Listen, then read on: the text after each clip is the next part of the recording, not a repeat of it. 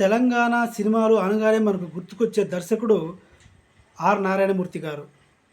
ఈ ఆర్ నారాయణమూర్తి సినిమాలో ఫ్రీగా చేస్తా నేను, నాకు అవకాశం ఇవ్వు అని చెప్పాడు నాగార్జున, మోహన్ బాబు కూడా.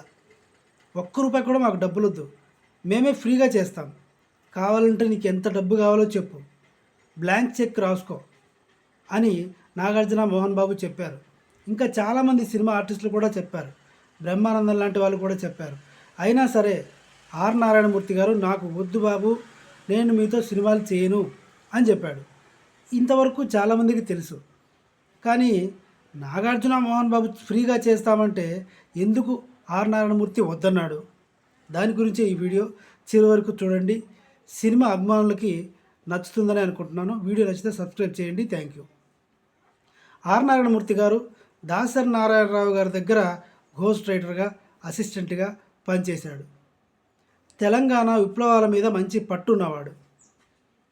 తెలంగాణ నేపథ్యంలోనే సినిమాలను చేశాడు.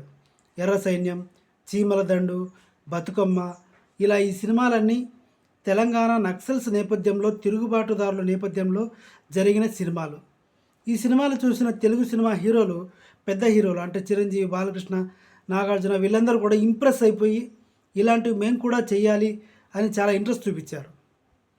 ఇక మెయిన్గా వీళ్ళిద్దరి విషయానికి వస్తే, నాగార్జున, మోహన్ బాబు విషయానికి వస్తే, అంత బడ్జెట్ పెట్టడం ఆర్ నారాయణమూర్తికి ఇంపాసిబుల్. అయినా సరే ఫ్రీగా చేస్తామని మోహన్ బాబు, నాగార్జున అన్నారు. అయినా కూడా ఆర్ నారాయణమూర్తి ఎందుకు వద్దన్నాడంటే, ఇప్పుడు నాగార్జునతో షూటింగ్ అంటే చుట్టుపక్కల ఒక 1000 మంది గుమికూడతారు. ఈ పబ్లిక్ లేకుండా షూటింగ్ చేయడం అన్నది ఆర్ నారాయణమూర్తికి ఇంపాసిబుల్.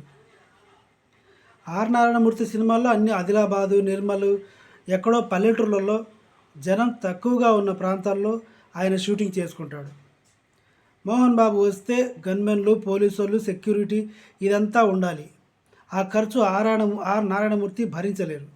నాగార్జున వస్తే బౌన్సర్స్ని పెట్టాల్సి ఉంటుంది. ఎందుకంటే ఆ క్రేజ్ వల్ల పబ్లిక్ వచ్చి నాగార్జునతో సెల్ఫీలు అది ఇదని చుట్టుముడతారు. ఒక్క నాగార్జున, మోహన్ బాబు అనే కాదు, వేరే ఏ ఇతర హైపెయిడ్ రెమ్యూనరేషన్ తీసుకునే ఆర్టిస్టులతో ఆర్ నారాయణమూర్తి చేయలేకపోవడానికి కారణం ఏంటంటే వీళ్ళ మెయింటెనెన్స్ ఎక్కువ ఉంటుంది. ఫర్ ఎగ్జాంపుల్, నాగార్జున కానీ, మోహన్ బాబు కానీ మద్రాసులో షూటింగ్కి వెళ్ళాలి, లేదా అనంతపురంలో, కర్నూలులో షూటింగ్ ఉంది అంటే ఆ ఏరియా డిఎస్పికి ఇన్ఫామ్ చేస్తే అక్కడ వాళ్ళను అలర్ట్ చేసేసి చెకప్లు అన్నీ చేసేసి పెడతారు. వీళ్ళు మామూలుగా సాదాసీదాగా స్టార్ హోటల్స్లో ఉండేవాళ్ళు. ఈ స్టార్ హోటల్స్, ఈ మెయింటెనెన్స్ అంతా కూడా ఆర్ నారాయణమూర్తి భరించాల్సి వస్తుంది. ఈ కారణంగానే ఏ స్టార్ హీరో అయినా, ఏ స్టార్ ఆర్టిస్ట్ అయినా సరే ఆర్ నారాయణమూర్తి గారు వద్దు అని చెప్పి చాలా తక్కువ రెమ్యూనరేషన్ తీసుకునే వాళ్ళని, ఫ్రీగా చేసేవాళ్ళని, స్టార్ ఆర్టిస్టులు కాని వాళ్ళని మాత్రమే తన సినిమాలో పెట్టుకుంటాడు. దర్శకత్వం తానే చేసుకుంటాడు, కథ కూడా తనే రాసుకుంటాడు. నిర్మాత మాత్రం ఒక 20-30 మంది ఉంటారు, తెలంగాణ వాళ్ళే.